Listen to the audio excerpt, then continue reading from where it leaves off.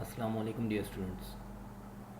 आज हम ये टॉपिक डिस्कस कर रहे हैं जिसमें हमने सर्किट की टोटल रेजिस्टेंस फाइंड आउट करनी है। ठीक है। जब भी आप किसी सर्किट की टोटल रेजिस्टेंस फाइंड आउट करते हैं तो आप हमेशा सर्किट को सोर्स को सर्किट में से रिमूव कर देते हैं और seeing through the source terminal आप सर्किट की टोटल रेजिस्टेंस फाइंड आउट करते हैं। राइट। वंस आपके पास टोटल रेजिस्टेंस आ जाएगी तो फिर हम उसकी टोटल करंट फाइंड आउट कर सकते हैं, which is total voltage divided by total resistance. Total voltage तो आपको नोन है, जो सर्किट की सप्लाइड वोल्टेज है 10 वोल्ट। टोटल करंट रेजिस्टेंस आपने फाइंड आउट करनी है जिससे आपको टोटल करंट मिल सकती है। तो चलिए हम इसको आज रिजॉल्व करते हैं टोटल रेजिस्टेंस के लिए। जब भी आप सर्किट को टोटल रेजिस्टेंस के लिए सॉल्व करें तो सबसे पहले आप सर्किट को रीड्रॉ कर लें। जब मैं सर्किट को रीड्रॉ करूँगा तो आप सर्किट में से सबसे पहला काम क्या करेंगे, सोर्स को आप रिमूव कर देंगे। सोर्स को रिमूव कर दें और बाकी सर्किट को आप एज इट इज़ ड्रॉ कर लें। ये आपके पास रजिस्टर R1 है, ये आपके पास रजिस्टर R3 है, ये आपके पास रजिस्टर R2 था जो वर्टिकली कनेक्टेड था, ये आपके पास रेजिस्टेंस R4 है जो वर्टिकली कनेक्टेड है, और ये आपके पास रेजिस्टेंस R5 है जो वर्टिकली कनेक्टेड है। इस सर्किट को आप दोबारा से ज्वाइन कर लें। अब आपने सर्किट को ऑब्जर्व करना है थ्रू दिस पॉइंट। आप सर्किट के RT फाइंड कर रहे हैं सीइंग थ्रू दिस टर्मिनल। इनको मार्क कर दें, टर्मिनल AB।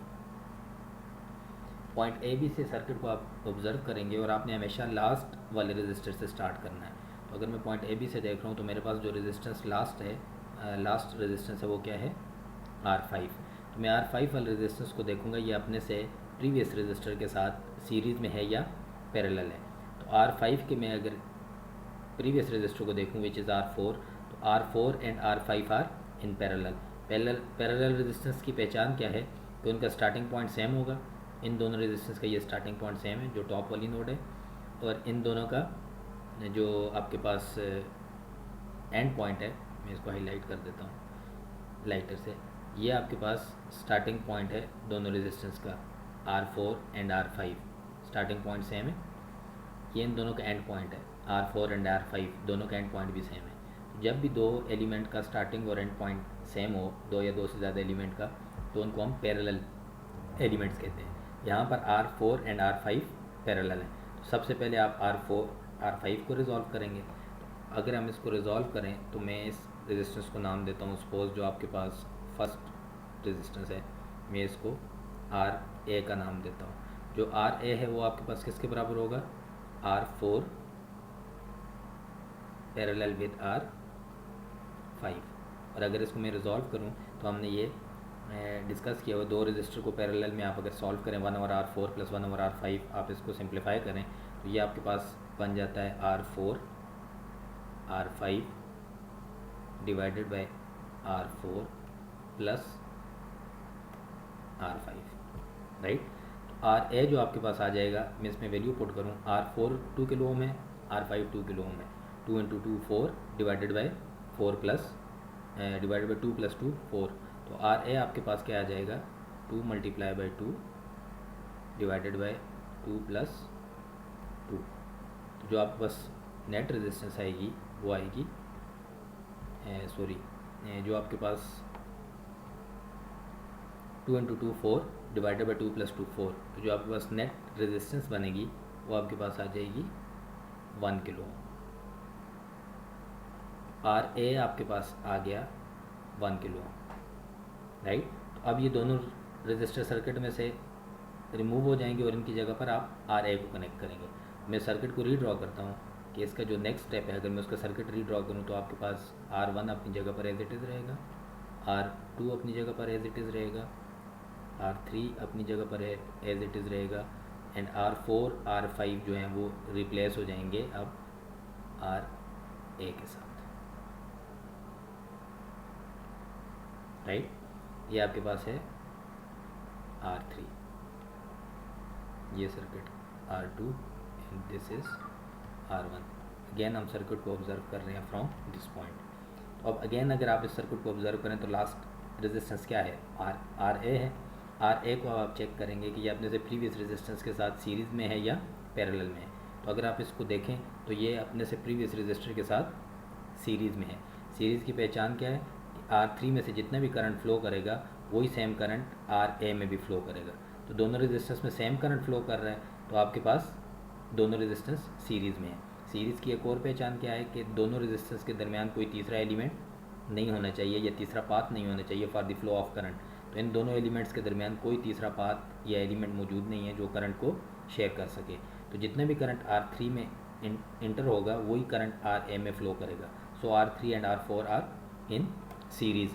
अब हम इसका जो इक्विवेलेंट निकालते हैं R3 और R4 का वो हम निकाल सकते हैं।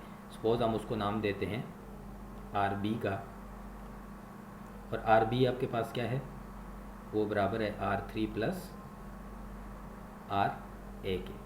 R3 आपको पता है कितने किलो ओम है, 1 किलो ओम है, प्लस RA हम फाइंड आउट कर चुके हैं कितना है, 1 किलो ओम है। तो आप इनको ऐड कर लें तो जो टोटल रेजिस्टेंस बनेगी RB पॉइंट की, या RB जो रेजिस्टेंस बनेगी वो बनती है 2 किलो, राइट।